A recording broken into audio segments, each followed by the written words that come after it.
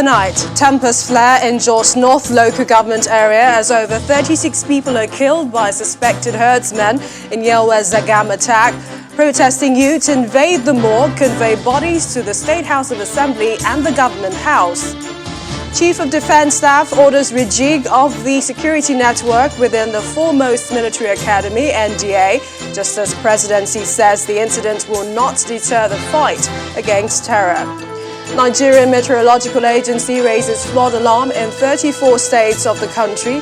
Lagos government orders those living in flood-prone areas to leave immediately. And over 10,000 locals and foreigners await evacuation at the Kabul airport in Afghanistan. Plus, business, sports, news from Abuja, and later, international news from our studio in London. On business news tonight, Tribunal orders MultiChoice Nigeria Limited to pay 50% of 1.8 trillion naira tax backlog to the Federal Inland Revenue Service. On sports news tonight, Nigeria's D-Tigers get their Group C 2021 AfroBasket off to a winning start after defeating Mali at the City Arena in Kigali. And from Abuja, GMD of NNPC appears before the House of Representatives Committee on Finance. Says once the Petroleum Industry Act takes effect, all processes relating to fuel importation will cease.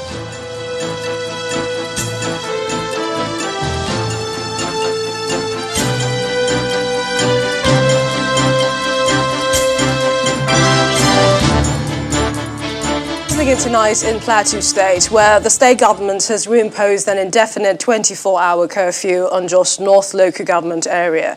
According to the government, the move is to calm frayed nerves after youths in the area took to unconventional means to drive home their demands for better protection against bandits' relentless attacks.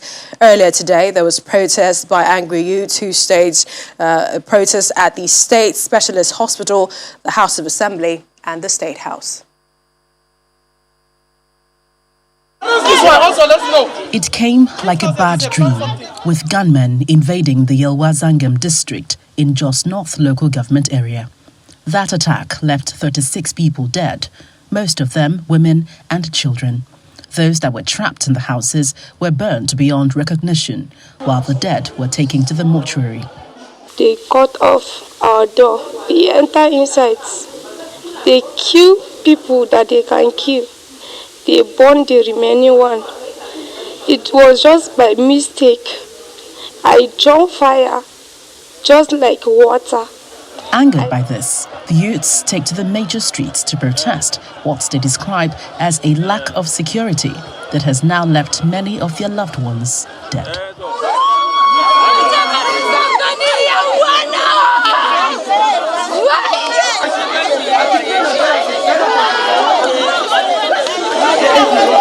To make their points abundantly clear, first, they visit the Plateau State Specialist Hospital morgue, where some bodies were deposited. They evacuated them and headed to the State House Assembly. 15 bodies. Well, so multiple. In fact, we are still trying to find out and do some physical postmortem to be able to tell you exactly the kind of injury and the mechanism of injury and the weaponry. We are yet to determine exactly. But I believe that by the time we go to do one-on-one check, we'll be able to give that with all certainty. Thereafter, they proceed to the government house, leading to palpable tension in the city centre, a move that caused the state government to reimpose a 24-hour curfew in Jos North area indefinitely. None of the leaders from the State Assembly were available to talk to the protesters, even when reached on phone. The government should come out and identify with us that actually our people have died. When that incident happened, they said we killed people. They were particular to some people and the youths. So we are saying if this one was done yesterday, let them also make the same statement as to who perpetrated those acts and let them be arrested. And then even the breach that is to link the community, they still went there and they destroyed. It was a planned attack to kill our people. They imposed curfew on the state, and these people are taking advantage of the curfew. All our people are compliant to the curfew, but in other parts of the state, they are not compliant. And so they will go to our various houses and find us observing the curfew, and they kill us. The village of Yelwa Zangam of Zangam district in Jos North local government area, about 10 kilometers from Jos, Plateau State capital, was attacked by suspected herdsmen on Tuesday night, leaving several people, mostly women and children, dead, with many injured and houses burned. Gloria Umezuke, Channels Television News.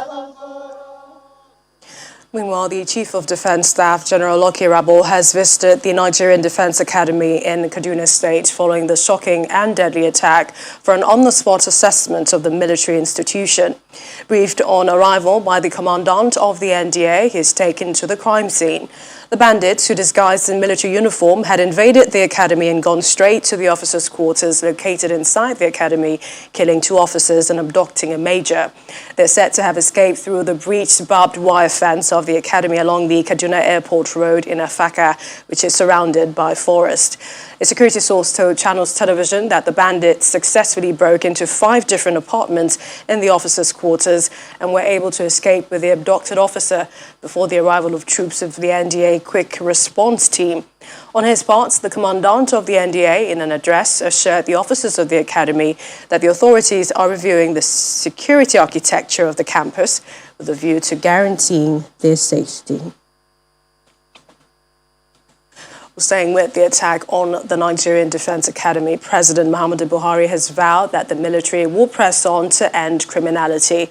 Commiserating with families who lost their loved ones, the president vowed that the deceased would not die in vain, as the act would have consequences that will eventually clean the country of vermin and emancipate the polity from deliberate, targeted and contrived atrocious acts.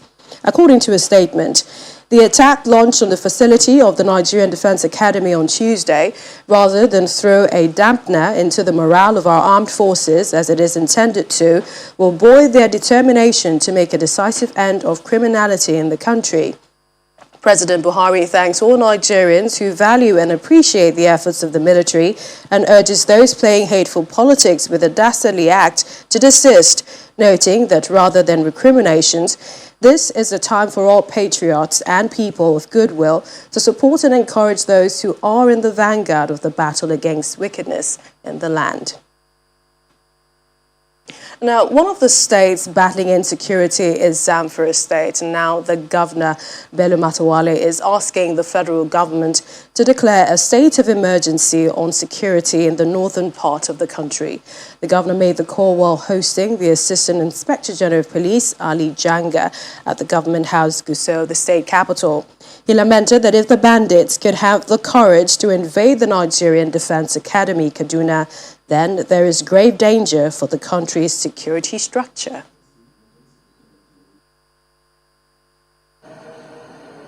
We concluded with our repentant bandits to secure the release of the people that were kidnapped in Rini, about 83 of them, which people are there to receive them from their captives. So we are working day and night just to make sure that our people slept with their 2 eyes closed. But unfortunately, some miscreants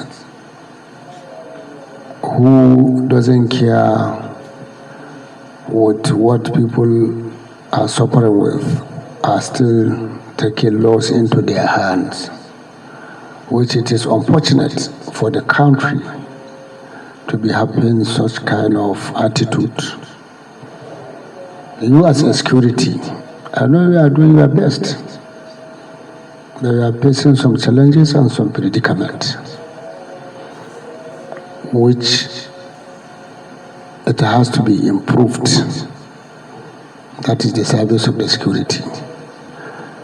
Because it was unfortunate. If these bandits can have the heart to go off to NDE to kidnap and army officers, I think the government has to look into it and maybe declare a state of emergency on security. Because some people will just be carrying that the government should declare a state of emergency on education, on this, on that. But I think the northern Nigeria has to be declared a state of emergency on security. Staying with security, the Mieti Allah Cattle Breeders Association has handed over 6 suspected kidnappers in their midst to the Taraba State Commissioner of Police as a measure to flush out criminal elements among them. This is coming on the heels of a threat by the Emir of Muri, Abbas Tafida, to flush out criminal Fulani herders residing in forests within the state. The association is also promising to root out all those involved in one crime or the other within the next 2 weeks.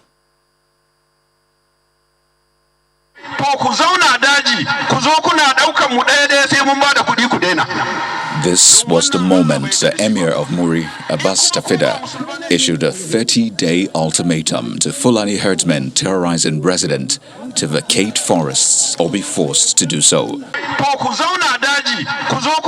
You herdsmen in the forest who came to this state and we accepted you, why then will you be coming to towns and villages to kidnap residents, even up to the extent of raping our women? Because of these unending menace, every herdsman in this state have been given 30 days ultimatum to vacate the forests, without which we will be forced to take the law into our hands.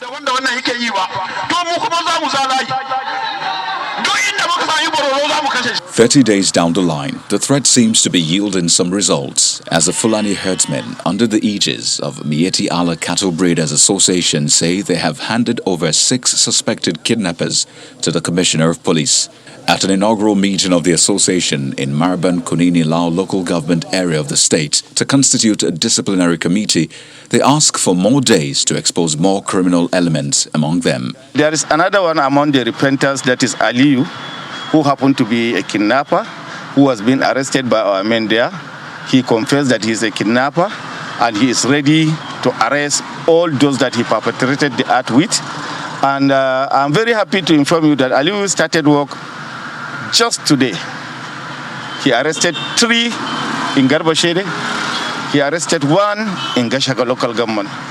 Our vigilante are with Aliyu. Tomorrow they will do another arrest in Gashaka and part of Bali. We'll parade them before the CP, inshallah, on Thursday morning. The State Commissioner of Police, while confirming the receipt of the suspected kidnappers, insists that if the criminals fail to repent, they'll be apprehended. We received 6 suspects from the Mieti Allah group. And right now they are also in the cell. We will not tolerate criminal activities, but we want a synergy, a rewarding synergy with the members of the public. We are looking towards a Taraba where the citizens will be able to sleep with their 2 eyes closed. With the spate of kidnapping for ransom, despite the existence of a law against abduction in the state, the new Commissioner of Police believes synergy with locals at the grassroots will be key in curbing the trend. In part 2 after the break, Nigerian doctors attend job interviews ready to relocate to Saudi Arabia. Please join us again.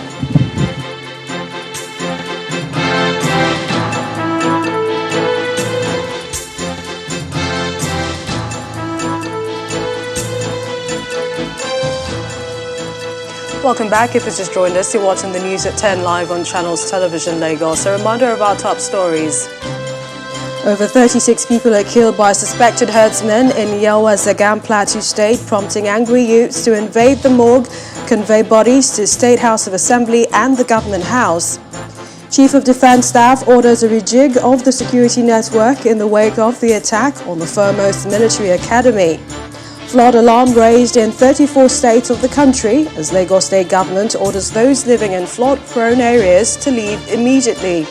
And over 10,000 locals and foreigners await evacuation at the Kabul airport in Afghanistan.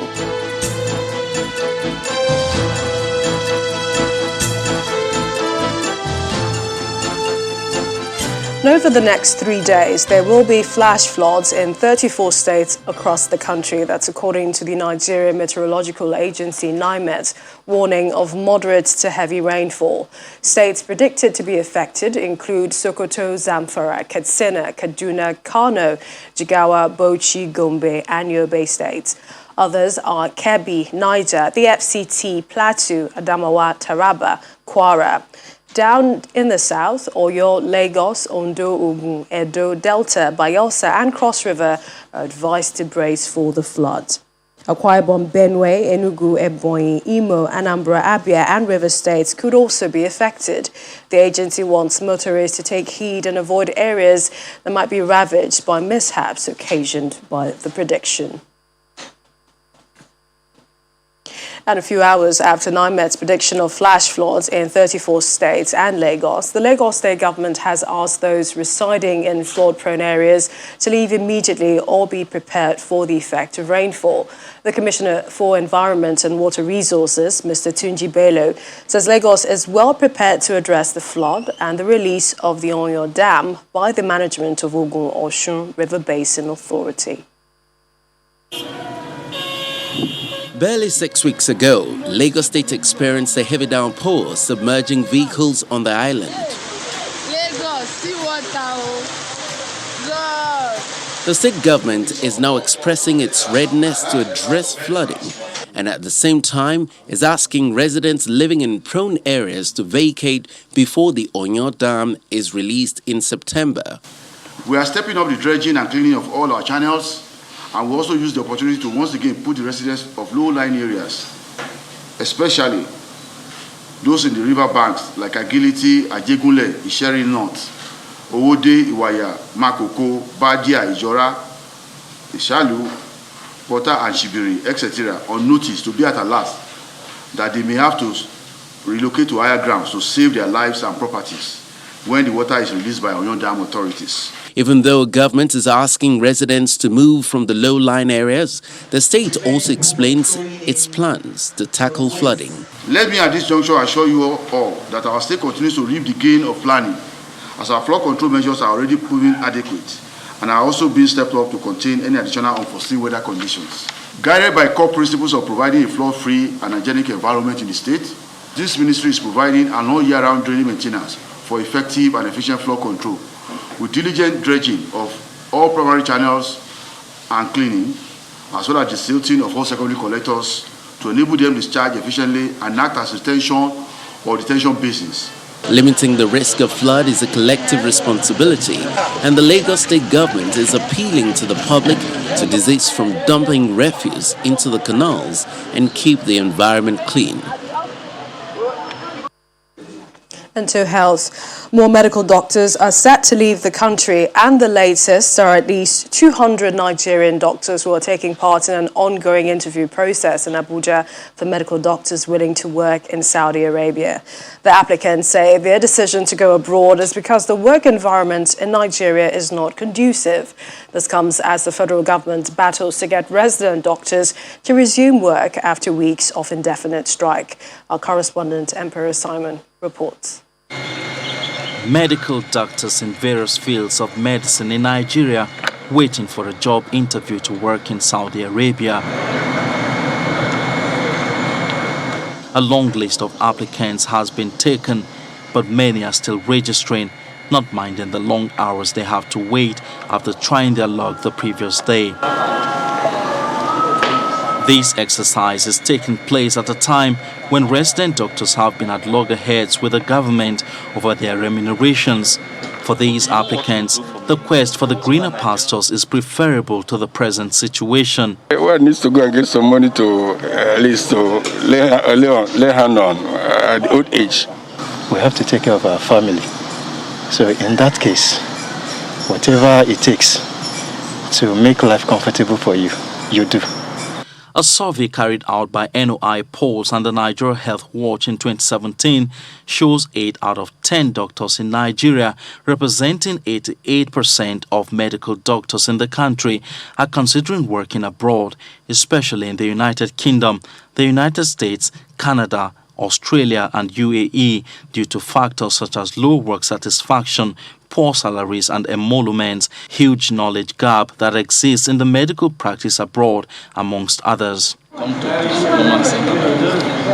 These doctors who are currently being interviewed by the Saudi Arabian hiring agents say they feel frustrated working in Nigeria. You could find out there are consultants here that have worked for over 20 years and they are here wanting to jet out. Why? Because they no longer see that air of hope. If you are not frustrated as a medical doctor by now, that means you are part of the politicians. Earlier in the month, the Minister of Health, Dr. Osage Hanure, told journalists that the challenge of medical brain drain and the desire for doctors to seek jobs in developed countries is a common phenomenon among the third world countries like Nigeria, explaining the efforts being made by the government to provide enabling environment for doctors. Part of what we are doing by giving hazard allowance, this allowance, that allowance, again is to try to mitigate, to improve the salary structure. That's an attempt. Available statistics shows there are about 72,000 medical doctors registered with the Medical and Dental Council of Nigeria, but only approximately 35,000 are practicing in a country with about 200 million population, creating huge deficit in the country's health sector. For these medical doctors sitting behind me, the decision to go to Saudi Arabia is one they would not have loved to make if the conducive environment is provided in Nigeria. And while the government insists that it is doing much, these doctors say more needs to be done to save the country's health sector from imminent collapse. Emperor Simon, Channels Television News.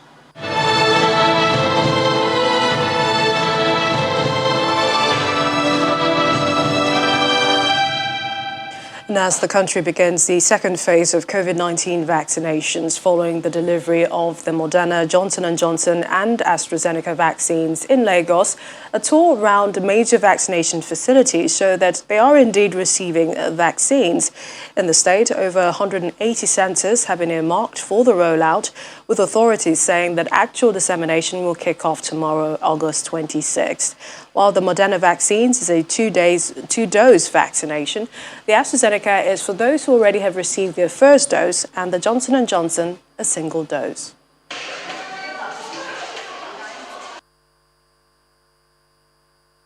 This is the Moderna vaccine. It's a different type of vaccine, and it's also in a two-dose regime. So it is specifically for people who have not yet benefited from the AstraZeneca vaccination. I am aware that our state government has made very elaborate arrangements to ensure that all the local government areas have vaccination centers, and these have been well publicized. It's in the news, it's in the newspapers, it's everywhere. So everybody knows where to go for vaccination. Also, instructions have been given about online registration so as to make life easier for people. Once you register online, you talk about where you live, and then the app gives you the nearest place to go and vaccinate, and automatically your name is already registered there.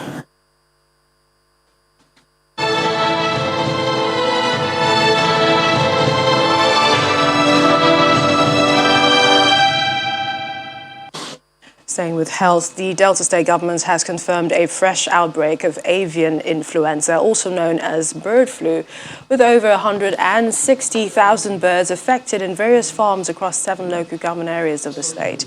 The State Commissioner for Agriculture and Natural Resources, Mr. Julius Igbedi, and his information counterpart, Charles Anyagu, disclosed this in a press conference in Asaba. The Commissioner for Agriculture adds that the affected farms are located in Udu, Oshimili South, Uheli North, Uheli South, Okpe and Sapele local government areas. Samples from the reported farms have been sent to the National Veterinary Institute, JOS, and all were confirmed to be the H5N1 strain of the avian influenza. When the News at 10 returns, Tribunal orders MultiChoice Nigeria Limited to pay 50% of 1.8 trillion naira tax backlog to the Federal Inland Revenue Service. That's on Business News. Please join us again.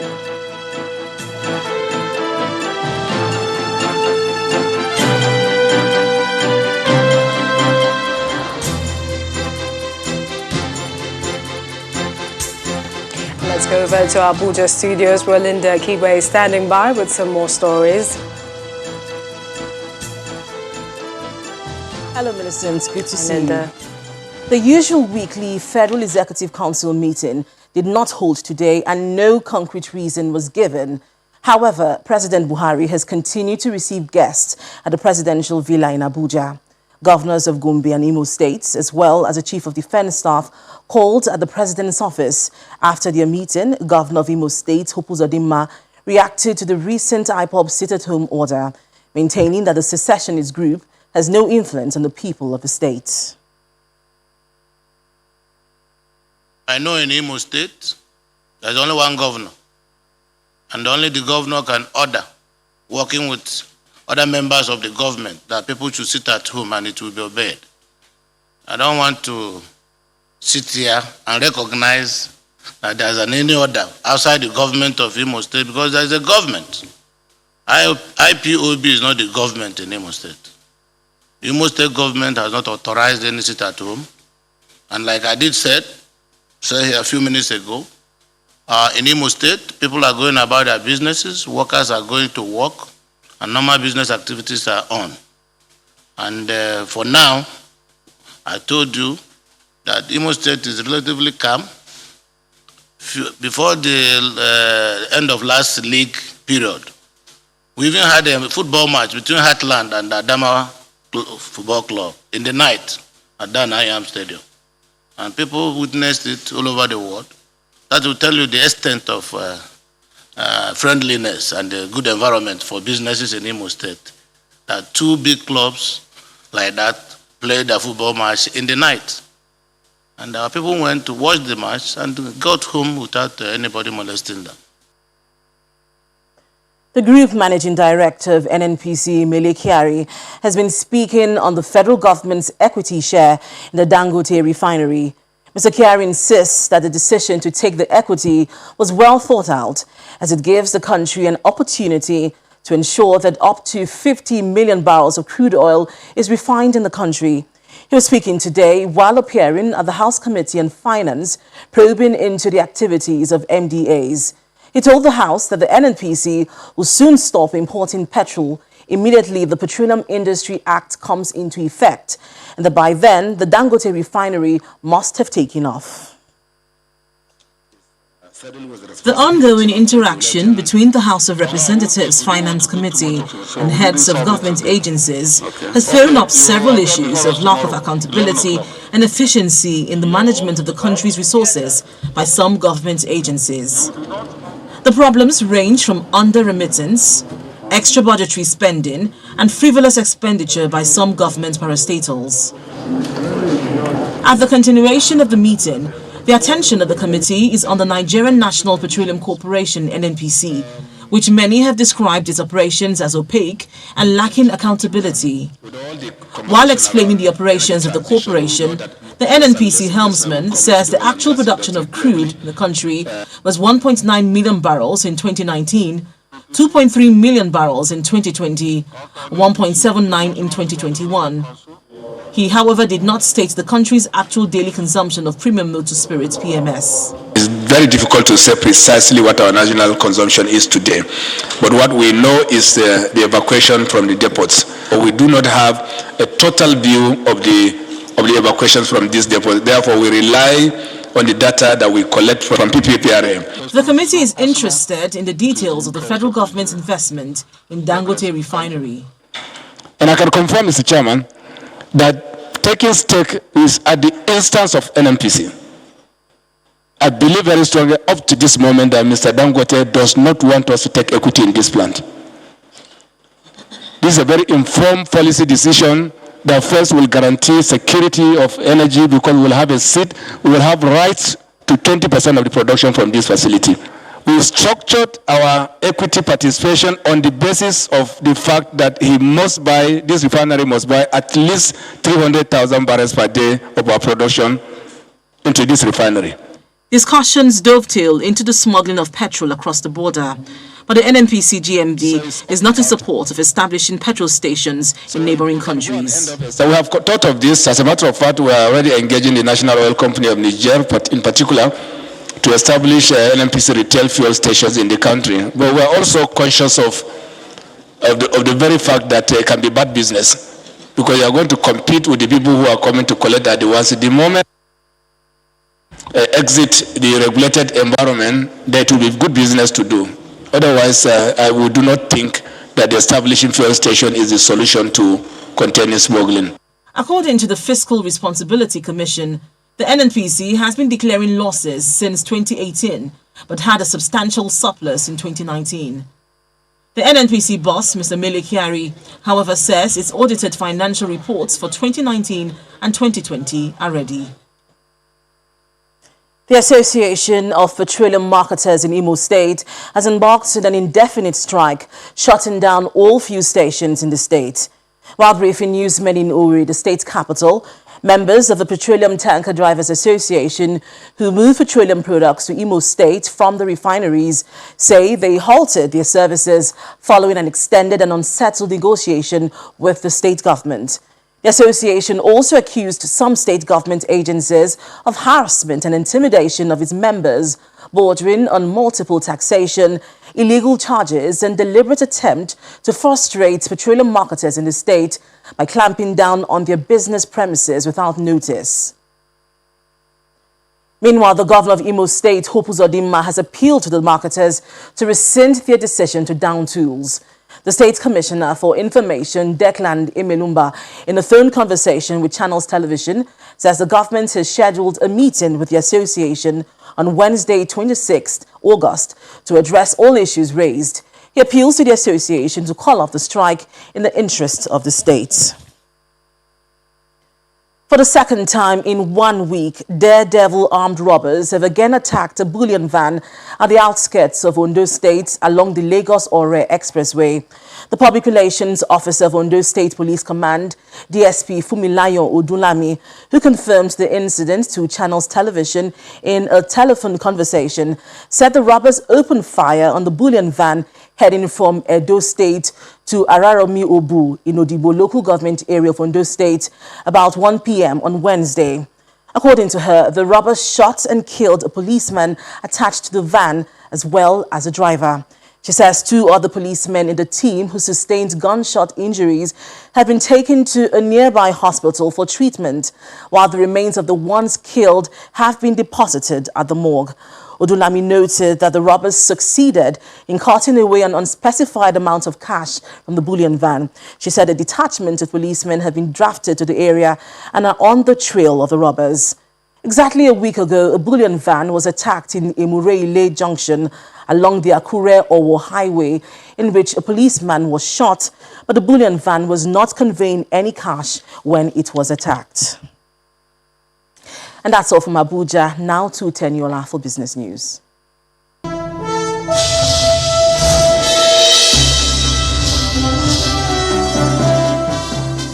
a lot, Linda. Welcome to Business News. 900 billion naira, that's what MultiChoice Nigeria Limited, the owner of DSTV, has been ordered to pay to the Federal Inland Revenue Service. A statement released today by the FIRS says the Tax Appeal Tribunal sitting in Lagos upheld the FIRS submission in the dispute over a total of 1.8 trillion naira tax backlog and directed MultiChoice Nigeria Limited to deposit 50% of the total amount with the FIRS, plus a sum equal to 10% of the said deposit as a condition for further hearing of the appeal. Meanwhile, the Tax Appeal Tribunal has adjourned the appeal to September the 23rd for report of compliance with its order and continuation of the hearing.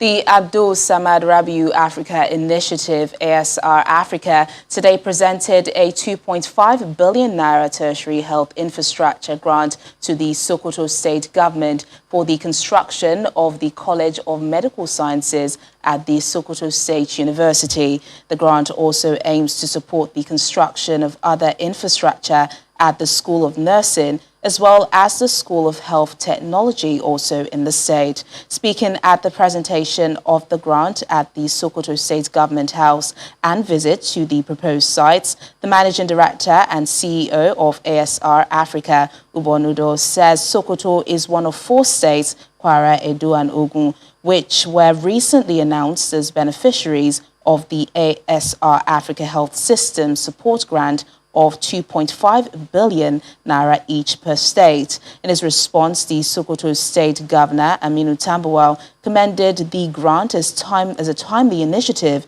which will enable the University Teaching Hospital, currently under construction, to become a major hub for healthcare delivery in the northern region of Nigeria upon completion. ASR Africa is the brainchild of industrialist and chairman of Boa Group, Abdul Samad Rabiu, which was established in 2021 to provide sustainable, impact-based homegrown solutions to developmental issues affecting health, education, and social development within Africa. Markets returned to negative territory today as sell pressure from GTCO, Zenith Bank and some other key components pulled the indicators back by a mild margin. Layo Adegoke tells us more.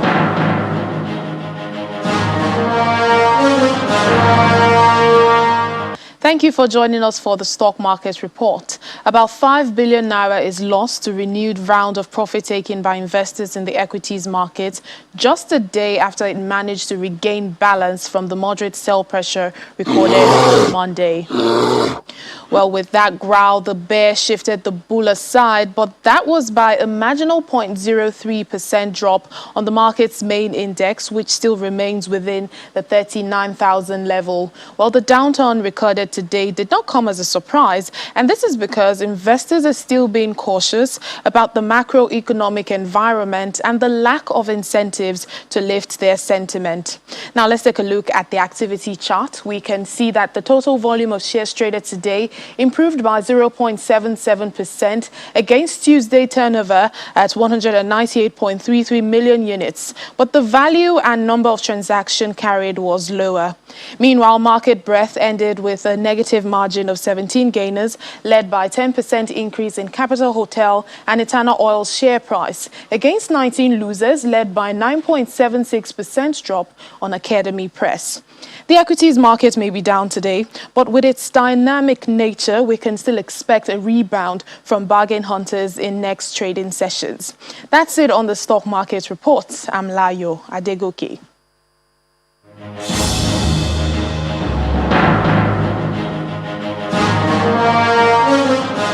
Thanks a lot, Layo. Let's take a look at the closing figures for global markets now.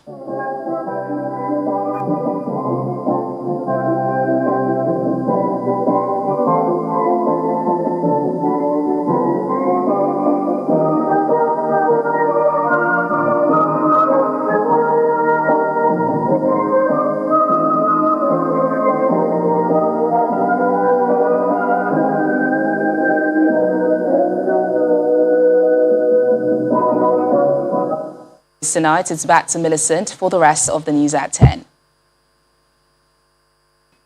Thank you, Taniola. Still ahead on the news at 10. First batch of refugees arrive Uganda from Afghanistan, plus other international news and around the world in 5. Stay with us.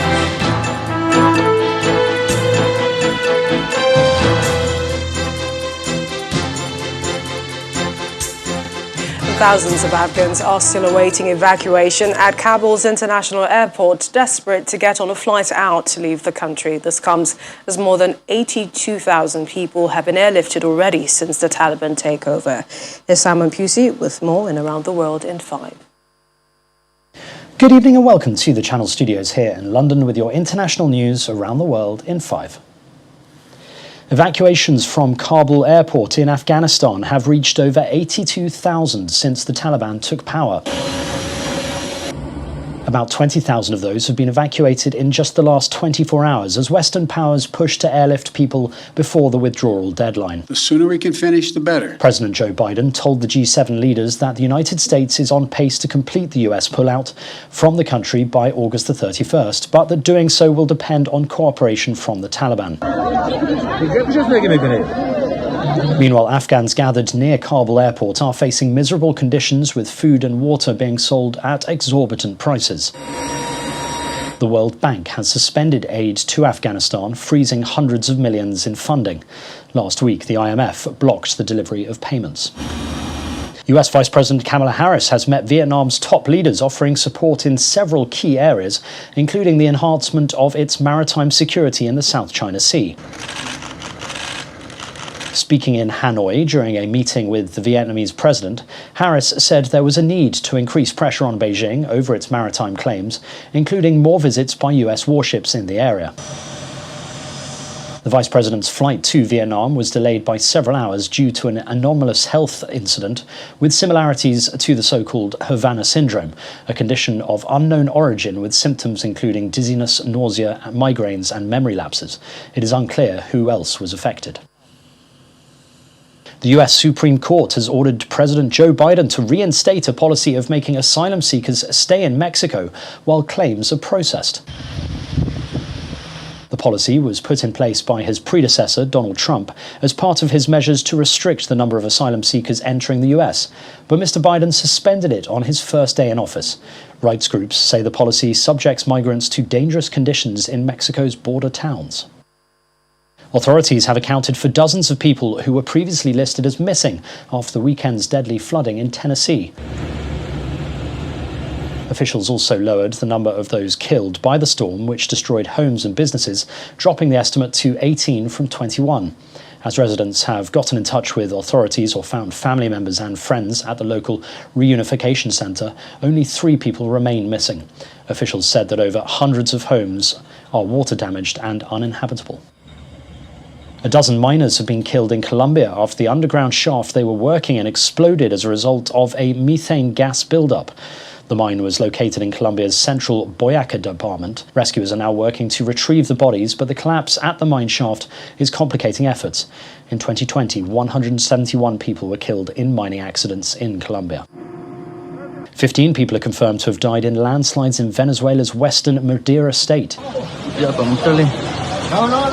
Streets in mountain villages were converted into raging torrents after torrential rains hit the area in the Andes.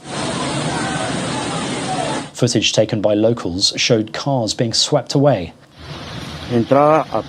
Most fatalities occurred in the town of Tovar, where the river burst its banks after hours of rainfall. China has successfully launched a new communication technology experiment satellite into orbit.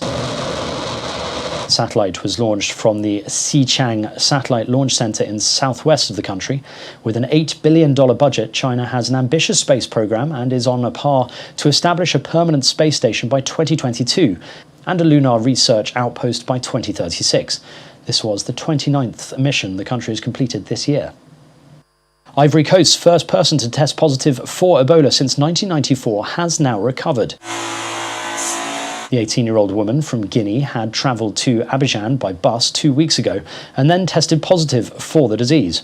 Ivory Coast immediately held a vaccination drive to cover people who'd had contact with the visitor and security forces on the border with Guinea. The woman has now had 2 negative tests so far, so her isolation has been lifted. And finally, Mexican scientists have developed a unique nanobubble system using solar energy to improve water quality. A team of researchers developed a method that converts solar energy into photovoltaic energy, activating a pump that sends nanobubbles into the water. The bubbles help oxygenate the water, eliminating harmful pollutants and reducing greenhouse gas emissions, which leads to healthier plant life like flora and fauna. And that's your international news around the world in 5. Now back to the Channel studios in Lagos.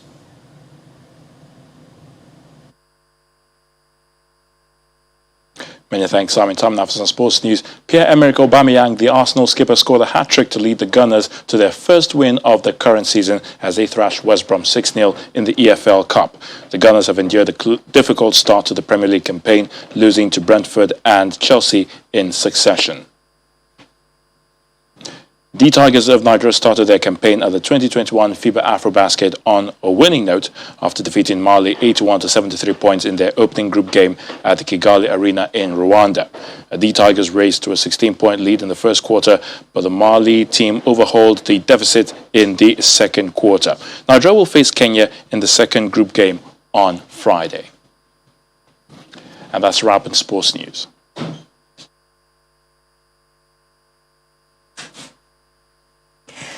And the main news again. Tempers flared in Jos North local government over the killing of 36 people by a suspected herdsman in Yelwa Zagam attack. Protesting youth invaded the mall, conveyed bodies to the State House of Assembly and the Government House. And just before we go, news just in, reaction by the MultiChoice Nigeria in response to the media statement following the TAT appeal hearing of the 24th of August. MultiChoice Nigeria has noted today's media statement on the Tax Appeal Tribunal hearing. The direction issued by the TAT says it does not compel MultiChoice Nigeria to make payment of 50% of 1.8 trillion naira, being 50% of the disputed tax assessment under appeal. It says the direction issued by the TAT in accordance with paragraph 15 subsection 7 of the 5th schedule to the FIRS Establishment Act requires MultiChoice Nigeria to deposit with FIRS an amount equal to the tax paid by MultiChoice Nigeria in the preceding year of assessment, or 1/2 of the disputed tax assessment under appeal. It also continues that the lesser amount is the tax paid by MultiChoice Nigeria in the previous assessed year and is less than 8 billion naira, or approximately $19.5 US. That's News at 10 tonight. Thank you for watching. I'm Millicent Walker. Stay safe.